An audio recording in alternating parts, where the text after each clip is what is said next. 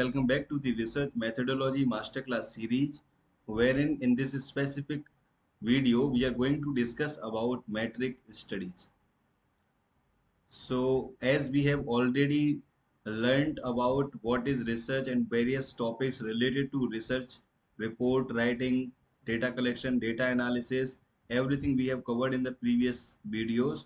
So now the very important question arises, जो भी हमने रिसर्च की है अब उसका इम्पैक्ट कैसे मेजर करेंगे, मतलब कितना पब्लिकेशन अवेलेबल है किसी पर्टिकुलर फील्ड के अंदर, कितनी साइटेशंस हैं उसके पास, और उसकी वेबसाइट पर या ऑनलाइन कितनी विजिबिलिटी है, और लोग उसको कितना शेयर कर रहे हैं, कितना डाउनलोड कर रहे हैं। मीन्स उसके इम्पैक्ट को मेजर करने के लिए जो तरीका है हमारे पास उसको बोलते हैं metric studies. So in today's lecture and we are definitely going to understand various metric studies. You will be able to differentiate various metric studies after this lecture. उनके इन्वेंटर्स क्या हैं, उनकी जो ईयर ऑफ ओरिजिन है या invention है वो आपको पता पड़ेगा, और आप उसकी एप्लीकेशंस कैसे और कहाँ पर होती हैं उसके बारे में भी जानेंगे। So let us start. But before getting into the depth, सबसे पहले हमें समझना है कि मैट्रिक स्टडीज होती क्या हैं और उनकी इम्पोर्टेंस क्या होती है। So metric studies involve the quantitative measurement and analysis of information, publications, research output, web resources, and scholarly communication using mathematical and statistical techniques. मतलब हमें जो भी हमारा रिसर्च पब्लिकेशन डिफरेंट फॉर्म्स में और डिफरेंट प्लेटफॉर्म से जो अवेलेबल है उसका मेजरमेंट करना है, quantitative analysis with the help of mathematical and statistical techniques, उसको बोलते हैं metric studies.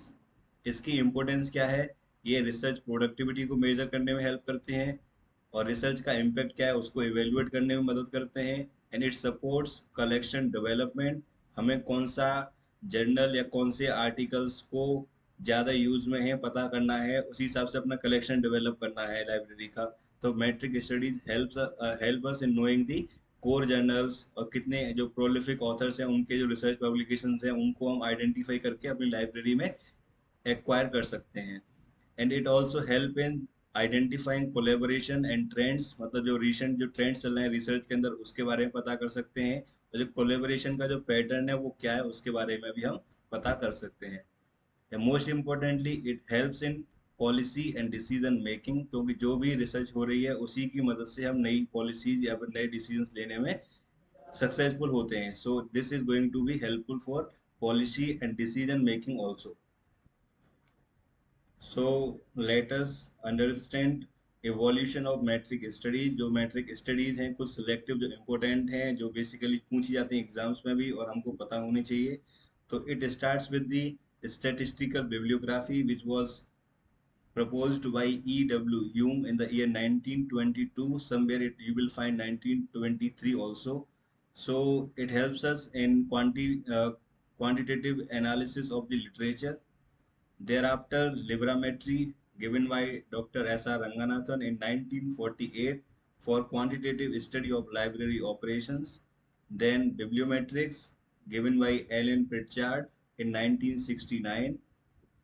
It helps us in getting the publications and citations measurement analysis. Thereafter, we have Scientometrics, then we have Informametrics, then Webometrics, then Altmetrics. So all the propose जो इनको जिन्होंने दिया है जो propose किए हैं ये different different metric studies in the year, and what are they focusing about, it is clearly mentioned in the table. तो हमको याद रखना सबसे पहले 1922 या कभी कभार 1923 भी देखने को मिलेगा आपको, statistical bibliography by E.W. Hulme, then Ranganathan librametry 1948, then Alan Pritchard 1969 Bibliometrics, then V.V. Nalimov and Z.M. Mulchenko 1969. They have given Scientometrics for measuring the research publication of science and technology. Thereafter, Informatics in 1979, given by Otto Necke. It helps us in quantitative analysis of information in all forms. Thereafter, we have Babometrics by Elmin and Ingwersen, 1997, for quantitative analysis of web resources. Thereafter, we have Altmetrics which measure the online research attention, means how many times any particular publication is downloaded, shared, or read by the users. So it was given in 2010. So सबसे जो broadest field है इसका वो है informatics, as it covers all. Thereafter bibliometrics, scientometrics, barometrics, altmetrics, ये जो specialized branches हैं अलग अलग field को cover करती हैं. तो याद रखना इनका जो evolution है कभी कभार chronological order में लगाने को पूछ लिया जाता है. So now let us understand one by one. The very first we have statistical bibliography given by E.W. Hume in 1922. So it helps us in statistical analysis of published literature. So earlier it was used for counting the number of publication, to check the growth in particular subjects, and to also know the literature trends. Similarly, we have Librometry in 1948 by Dr. S.R. Ranganathan for quantitative analysis of library activities and services, which helps us in knowing the statistical record of book circulation, collection usage, library management, budget planning. Similarly, we have Bibliometrics coined by Alan Pritchard 1969.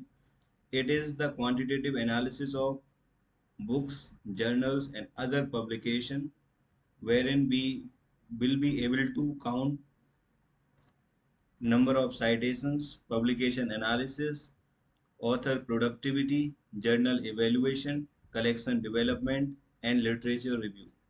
थोड़ा इसके कुछ limitations भी हैं बिब्लियोमेट्रिक्स की, जैसे कि citations कभी कभी किसी को कम मिलती हैं, कभी किसी टाइम पीरियड में ज़्यादा मिल जाती हैं. तो जो हमने स्टडी की है उस दौरान उसकी साइटेशन डिले होने की वजह से थोड़ा उस पर इम्पैक्ट थोड़ा खराब हो जाता है. कभी कभार people give their own citation, जो सेल्फ साइटेशंस की वजह से जो बिब्लियोमेट्रिक स्टडी होती है थोड़ी इफेक्टिव नहीं हो पाती है. और कभी कभार डिसिप्लिन जो डिफरेंस होते हैं, जैसे कोई कंप्यूटर साइंस का रिसर्चर है, ऐसे कोई लाइब्रेरी साइंस का, they are also integrating computer science in their research. थोड़ा वेरिएशन होने की वजह से उसकी कुछ लिमिटेशंस भी हैं. सो this was all about statistical bibliography, librometry and bibliometrics. Now let us understand about scientometrics given by Nelimov and Molchenko in 1969, which focuses on measurement of scientific research and technological development. जैसे कि हमको national level पर research performance major करना है, institution का evaluation करना है कि कौन सी इंस्टीट्यूशन से ज़्यादा रिसर्च आउटपुट निकल रहा है. Similarly, if you want to study collaboration studies, if you want to know the research funding analysis, or to check or to generate the science policies, then scientometrics is used. इसके कुछ limitations हैं जैसे कि database बायस, language बायस, citation बायस. Means कभी कभार जो variations होते हैं डेटाबेस टू डेटाबेस वेरी करेगा नंबर ऑफ साइटेशंस, या किसी पर्टिकुलर पब्लिकेशन का जो मैट्रिक है किसी पर्टिकुलर डेटाबेस में डिफरेंट होगा, दूसरे डेटाबेस में डिफरेंट होगा. इस तरीके से we have informetrics given by Otto Nacke in 1979 to study the quantitative aspects of information in any form regardless of any medium. Printed information है, electronic information, scientific communication, web information, इस सब का जो overall quantitative measurement है वो आता है इंफॉर्मेट्रिक्स के अंदर. तो इंफॉर्मेट्रिक्स जो होती है एक ब्रॉड डिसिप्लिन होती है जो बिब्लियोमेट्रिक्स, साइंटोमेट्रिक्स, वेबोमेट्रिक्स और अल्टमेट्रिक्स सभी को अपने अंदर कवर करती है. Next we have webometrics given by Almind and Ingwersen 1997, which focuses on quantitative study of websites and web-based information. It is used in university website ranking, digital library evaluation, institutional repository visibility, and to analyze the hyperlinks, and also for assessment of web presence. It is quite limited to dynamic web content. Somewhere it lack in analyzing all the aspects. Search engine dependency भी है इसके अंदर, अगर हमारा search engine अच्छे से काम करेगा तो अच्छे रिजल्ट्स मिलेंगे हमको. Sometime it also gives the manipulated links which might work for some time and which might not work after some period of time. Similarly, we have Altmetrics given by Jason Prime in 2010, which has a focus on measuring online attention and social impact of research.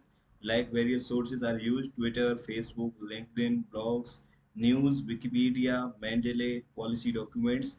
यहाँ पर जो भी information available है किस तरीके से उसका use किया जा रहा है, डिसेमिनेट, शेयर, उस सब का जो एनालिसिस है वो होता है अल्ट मैट्रिक्स के अंदर।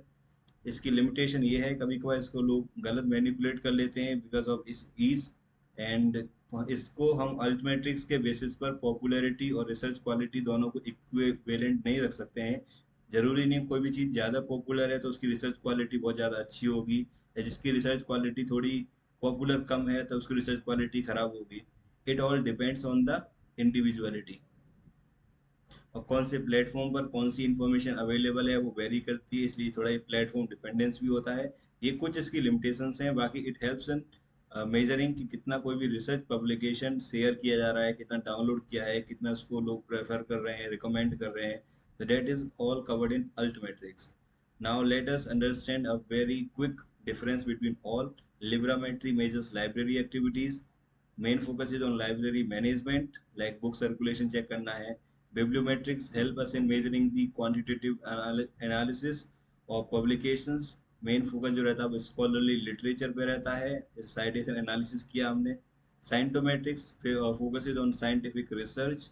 Similarly informatics on information, webometrics on websites, altmetrics on online attention.